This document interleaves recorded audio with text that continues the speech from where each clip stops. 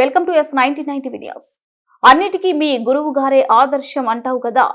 అలాంటి ఏపీలోనే polytechnic కాలేజీలను skill యూనివర్సిటీలో కలపటం పొరపాటు అయిందని వెనక్కి తగ్గారు. ఢిల్లీలో కూడా ఇది ఫెయిల్ అయ్యి వాళ్ళు కూడా వెనక్కి తీసుకున్నారు. అందుకే రేవంత్ రెడ్డి కూడా వెంటనే వెనక్కి తగ్గాలని డిమాండ్ చేస్తున్నాం. ఇప్పుడు రేవంత్ రెడ్డి ఇంకో విషయం కూడా అడగదలుచుకున్నా.